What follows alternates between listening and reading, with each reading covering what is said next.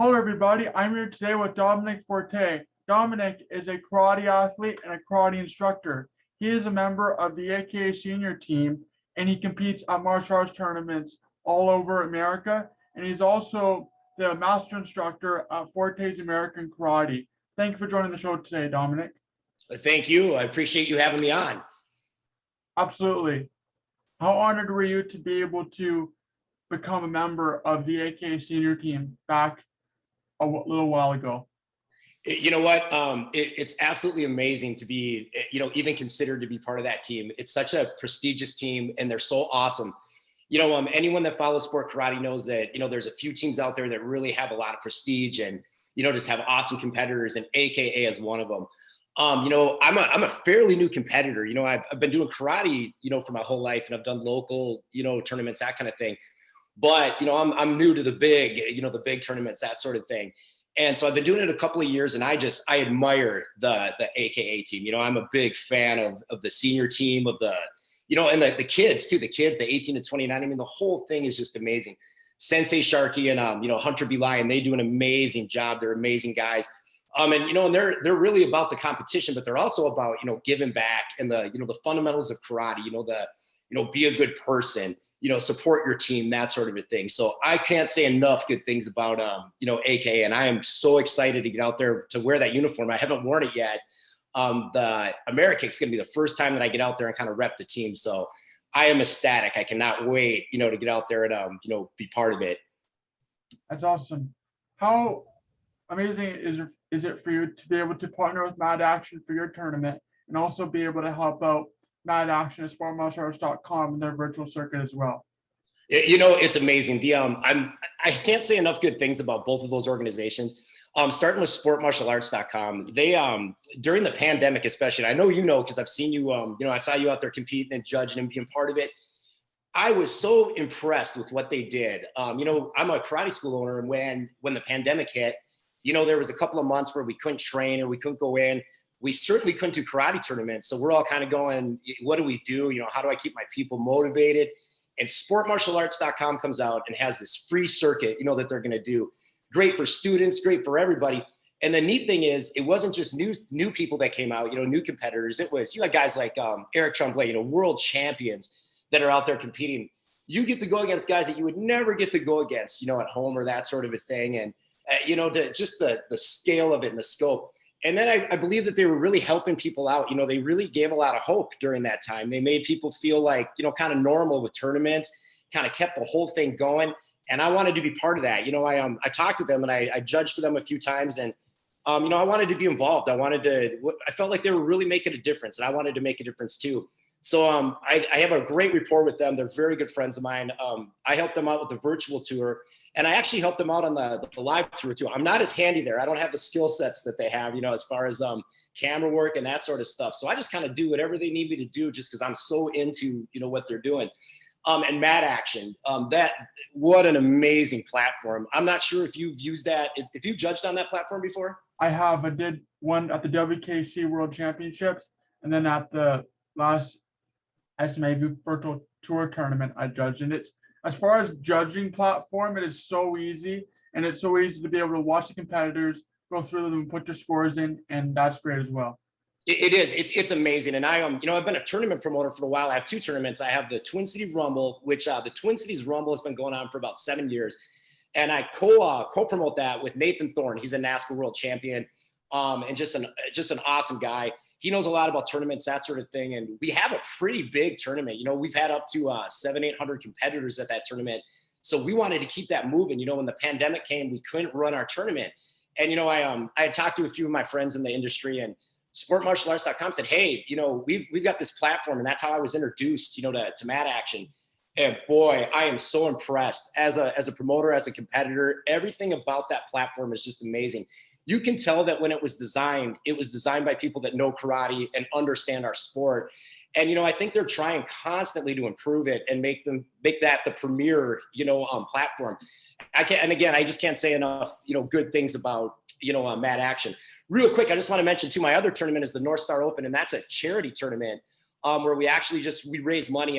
We work with an organization called Feed My Starving Children, which basically they get food together, they pack food, and they send it all over the world to places where, people can't get to food, or kids have bad nutrition, that sort of a thing. And we usually volunteer there in person, and we couldn't do that last year. So Sport Martial Art and Mad Action actually teamed up with me, and we ran a charity tournament. We gave all the money to a charity, and that was during the pandemic. But that's the kind of thing that Sport Martial Arts and .com does, and Mad Action, that makes me want to be part of what they're doing. So again, I cannot say enough good stuff about both of those organizations. I actually competed at the North Star Open back a few months ago, and I really enjoyed the tournament. It was a fun event. I remember that you were there. Yeah. Yeah. I think you were actually the host or the ring coordinator for that ring I was in, or you were a judge, one of the two. Anyway, I remember you were a part of that, so that was pretty cool too. I appreciate you being part of it. Thank you. Absolutely.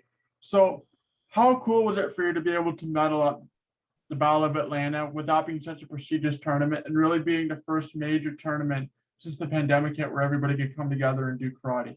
You know what? It was amazing. The battle was awesome. I hadn't seen like I said, I've been on the NASCA tour for about a year and a half, and I'd done the two tournaments they had. So we had the Warrior Cup and the Competes in 2020, and I kind of was really getting into it, starting to kind of feel pretty good and starting to figure it all out. And then it kind of got swept out from us, when that happened. So when the battle came, everyone was so excited, and there was so much energy in the division. My division the divisions have become very competitive, and this is creative, black belt creative, 40 plus. I ended up in first place, but I have to say, I have to give respect to Tracy Armstead. Do you know who Tracy is? Tracy's a competitor. He's one of the best open form guys, in the world, in my opinion. I'd never competed against him before, and we're going. He gets out there. He went after I did, and he ended up going inverted, so he got disqualified and wasn't able to take that top spot. So I was very proud of my performance, but I want to make sure I'm very clear that I think that day it kind of went to Tracy. But with that said, the Battle of Atlanta is the first time I've ever got on the stage. I've been in grand champion rounds a couple of times, where they put us back in a corner, but the Battle of Atlanta put the seniors up on the stage for runoffs, before, not in the night show, that kind of thing, but we were up on the stage. And let me tell you, as a newer competitor, I'd never been up on that stage. What a rush that is to stand up there with those amazing competitors, to have all those people around. And it's funny because I talked to some of the other competitors, and these guys have done this, dozens of times, hundreds of times, and it's kind of old hat for them. I was so nervous standing up there that all I could think of was just, get through your form, get it done. This is the first step, kind of moving into a bigger, world. So for me, the Battle of Atlanta was huge, because just getting up on that stage and getting that experience against such amazing competitors. And I can't say enough about the competitors in my division. It's very competitive. Everybody's really cool, but they're really, really good. So it was just, it was just amazing. And I just felt humbled to be up there with such awesome, guys. These are guys that I idolize, that I've watched over the years, that I'm just in awe of. So amazing experience. Battle of Atlanta was just awesome. The US Open was really fun this year too. The first two tournaments have been just, have been awesome this year, back to normal. So very cool. That's awesome. A few years back, I competed at the US Open in the WKF, and in intermission, they had a para demonstration for WKF Kumite, which is similar to sparring point fighting. And I was able to do a demonstration against another guy who also is in the para division, and we did a sparring match, and it was really cool competing in front of about 1,000 people in the night show and being able to watch some really great competitors as well. So that was awesome too. Well, you know that feeling I'm talking about, then, that rush you get when you're up on that stage. Well, were you pretty nervous? Yeah, I remember we first got up there, everyone that was going to go on stage got up there, and we were singing the national anthems. It was the American national anthem. I'm Canadian, but still, it was really, really cool. And I was nervous, but an excited kind of nervous when you're up there on the stage too. I find in any major competition I've competed at 3 national championships and won a national championship, and training for a tournament and going through qualification for a certain tournament and other qualification tournaments makes that tournament you're going to a bit of a rush, even if you're not on stage as well. For example, in the NASCA circuit, I've never been to it, but for a lot of people, it's being on stage of the AK Warrior Cup. Jackson Rudolph talks about the excitement and the honor he has competing on stage at that tournament. And he says it's something that you can't take for granted, because it's one of the biggest open karate tournaments in the USA. So maybe talk about your karate schools, the Forte karate schools, and how it got started and why you want to do it. Oh, sure. Okay. Well, so I'll start at the beginning. When I was a little kid, when I was 10 years old, I saw the original Karate Kid movie. You know, my parents took me to see the Karate Kid, and that was it. I wanted to be a ninja. I wanted to be in karate. I wanted to be the Karate Kid. I started taking karate lessons. I got my black belt when I was 13, and that was it. I wanted to teach. I wanted to be an instructor.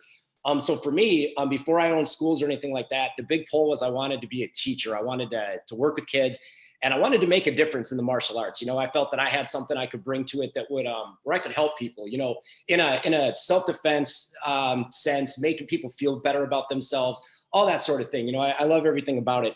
So I'd come up at my local karate school, and I was there for about 17 years, from the time I was 10 until, you know, I was in my 20s. And then in 2003, so this is about 18 years ago, I started my first school. I have two schools. I have Forte's American Karate in Wyoming, Minnesota, and Forte's American Karate White Bear Lake in White Bear Lake, Minnesota. And one location, like I said, opened in 2003. The other one we opened in 2011. So I have two schools, and they're kind of independent of each other. We're one organization, but two separate schools, separate instructors, you know, that sort of a thing. Collectively, I think we've enrolled close to 2,000 students over the years. I've got 150 black belts. I just love the whole idea of, I've always wanted to have my own karate school and kind of do things my own way. And I've been very fortunate to be able to, you know, pursue that dream and be able to do things kind of the way that I want.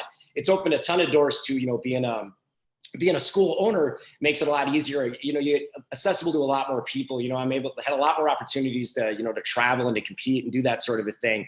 So it's just a dream come true to me. And to this day, you know, the schools are doing great.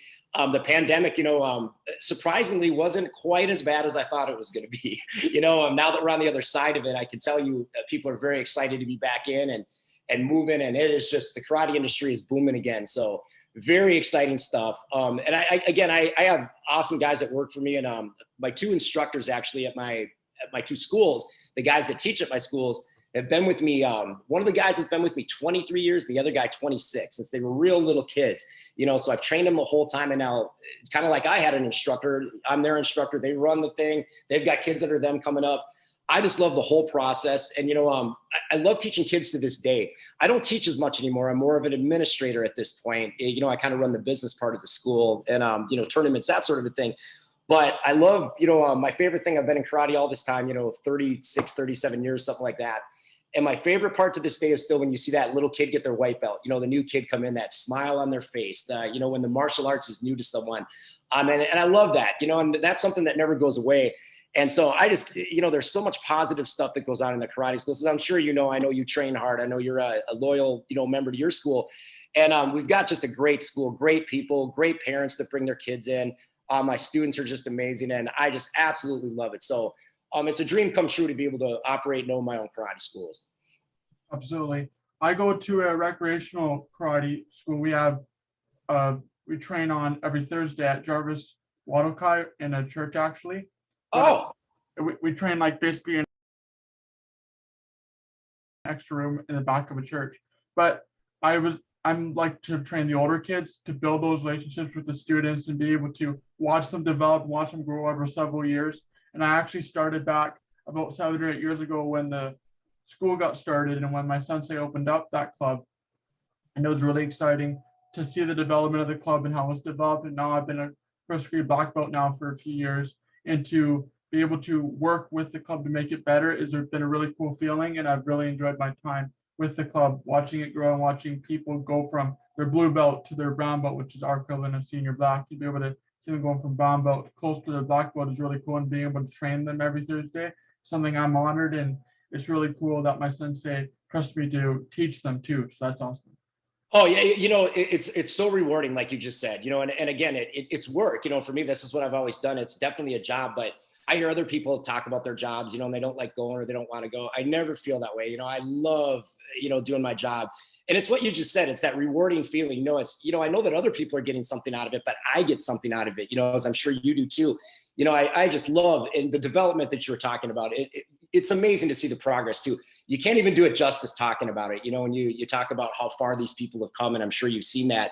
You know, we have people that start that have trouble just looking people in the eye, or, you know, even just talking. And by the time they're a black belt, you know, I can't get them to quiet down. So, you know, I love the whole process, and just the confidence and everything that comes out of that is just, you know, amazing. I agree 100%. Awesome. Absolutely. Thank you so much for coming on the show today. Well, thank you. This was a lot of fun. I really appreciate it. Absolutely. This has been KC Sports Talk, the podcast with Kyle Chambers.